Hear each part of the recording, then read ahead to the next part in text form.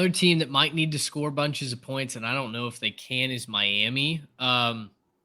Listen, guys, I'm down on Miami again. My movie comp for them was the Titanic. A lot of expectations. Look, coming into last year, I We're mean, like they the were submarine, right? Really rich, but just straight to the bottom. straight to the bottom. It clearly went sideways at the beginning of the season. The loss to A&M, they get embarrassed by Middle Tennessee State at home. The losses not even competitive against Clemson or Pitt. Um, they fire Josh Gaddis, their offensive coordinator, after 1 year. They bring in Shannon Dawson, who ran the air raid with Dana Holgerson for years at Houston. So they're going from a kind of a pro style run heavy offense to the air raid. I don't know about you, but That Tyler Van Dyke, transition always works, yeah, right? exactly. Like that is not an easy transition to make, and I don't know that Tyler Van Dyke is the guy to do it. What really concerns me is if you're going to run the air raid, you better have some boys out wide that can make plays for you. I don't know that Miami has that. I mean, you look at really any preview, and their question mark for the Canes is that wide receiver position. Do they have the speed? Do they have the size? Xavier Restrepo is healthy this year. He should be fun.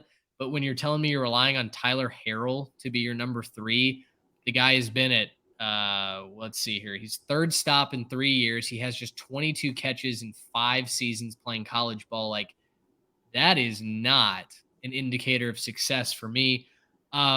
They should have a really good pass rush. They had a good pass rush last year. They've got some great defenders on the edge. Akeem Mazador, Jafari Harvey, Nylek Kelly, and then four-star freshman Ruben Bain Jr. are expected to be the edge rushers there. Corey Flagg Jr. is their leading tackler. He's the captain linebacker.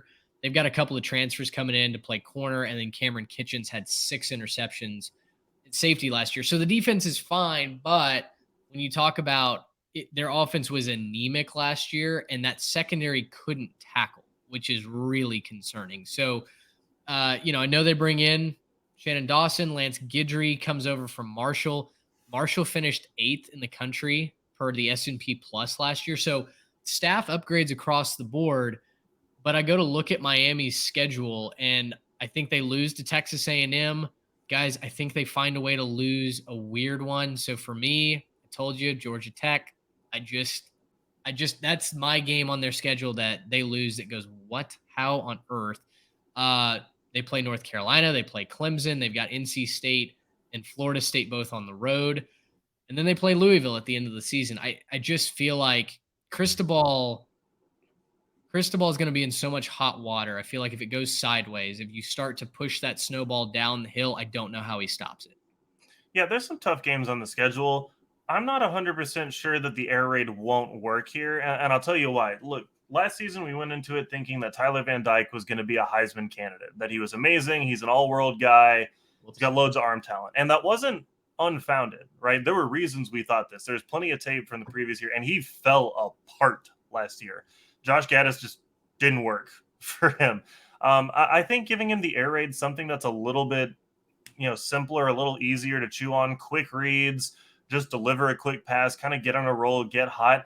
That could work for him. That could really work for him if they can just give him something to think about. He's got the arm talent to get, passes where they need to be. And if you just see a little bit of an uptick on offense, I mean, you look at some of their stats from last year offensively, where they finished, not impressive numbers.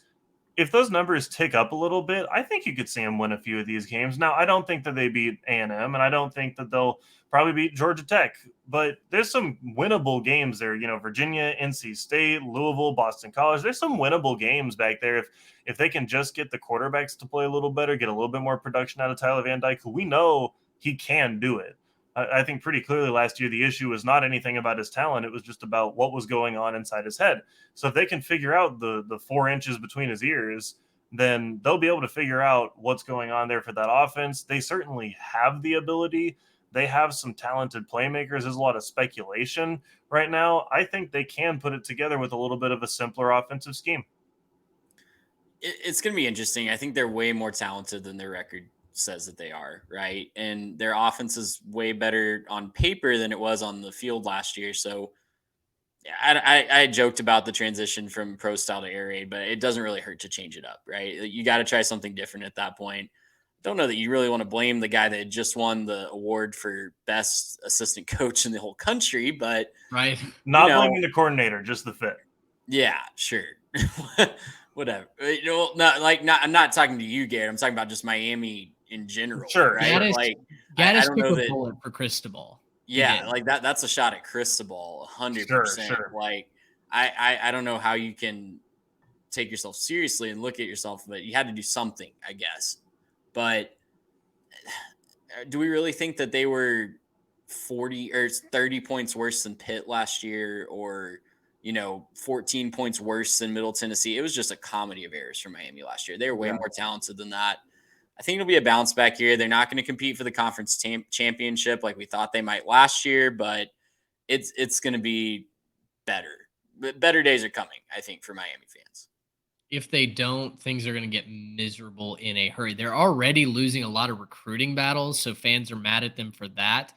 If the play doesn't back it up this year, it's gonna get rude down there in Coral Gables. Gracious, how about that?